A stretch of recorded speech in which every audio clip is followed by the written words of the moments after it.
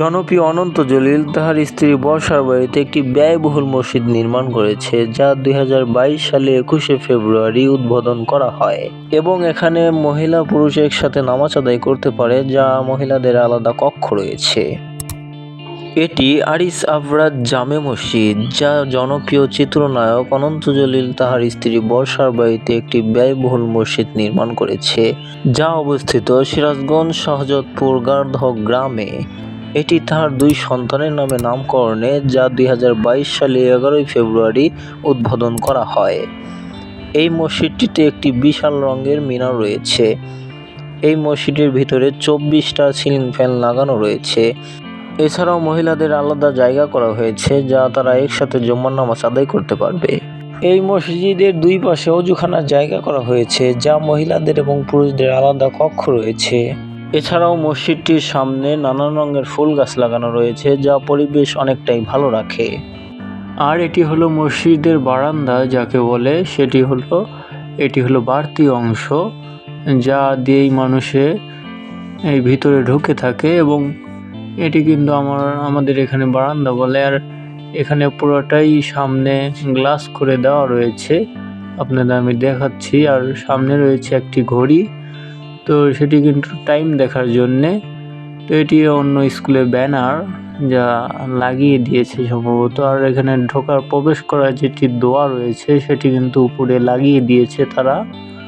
তো ভিতরে যাওয়ার সময়ও কিন্তু দোয়া পড়তে সুন্নাত। এবং বাহিরে যে দেখছেন এটি কিন্তু রাতে অনেকটাই সুন্দর দেখা যায়। এখানে অনেকটি লাইট লাগিয়ে দিয়েছে রাতের জন্যে, যা ফাঁকে থেকে রাস্তা থেকে অনেকটাই সুন্দর দেখা যায়। যে এটি কিন্তু মেইন রাস্তার সাথেই এই মসজিদটি নির্মাণ করা হয়েছে। আর এখানে অনেক ফুল গাছ এবং আম গাছও রয়েছে, ফলের গাছও লাগানো রয়েছে। আর সিঁড়িগুলো যে দেখছেন পুরাটাই টাইলস করা কিন্তু। তো এই মসজিদটি সম্ভবত রং করা হয়নি, এমনি সাদাই রয়েছে এখন পর্যন্তই। তো কিছুদিন পরেই মনে হয় রং করবে, জানি না সঠিক। তো এই মসজিদটি কত টাকা নির্মাণ করতে ব্যয় হয়েছে সেটি কিন্তু আমি আপনাদের বলতে পারছি না, কারণ আমি জানি না।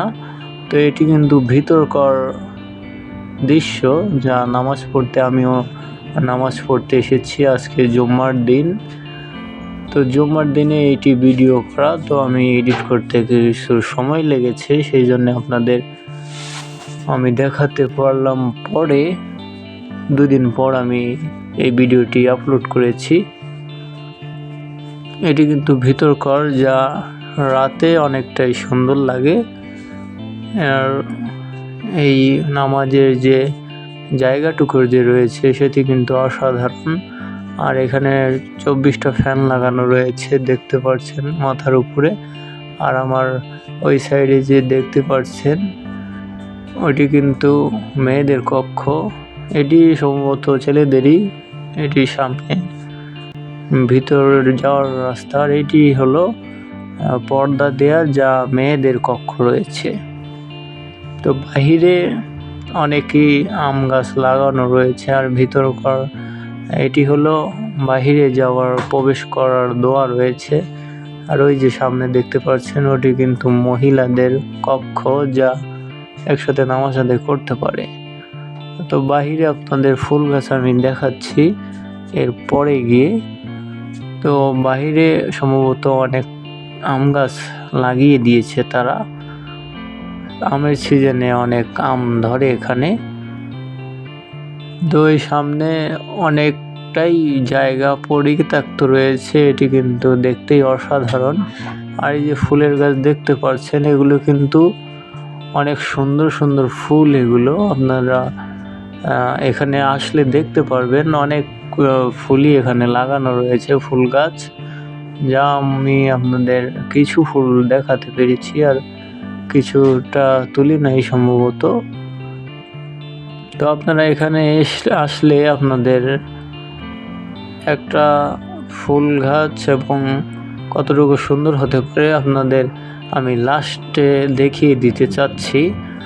তো এটি কি ফুল আমি জানি না সঠিক। আমি অত ফুল গাছের নামও জানি না। তো এই যে দেখতে পাচ্ছেন, এটি কিন্তু বাহির করার জায়গা, যে ফুল গাছ লাগানো রয়েছে, কি অসাধারণ। আর সামনে রয়েছে মেইন রোড, যা ওই যে গাড়ি চলাচল করছে। তো সামনের দৃশ্যটা আমার কাছে অনেকটাই ভালো লেগেছে।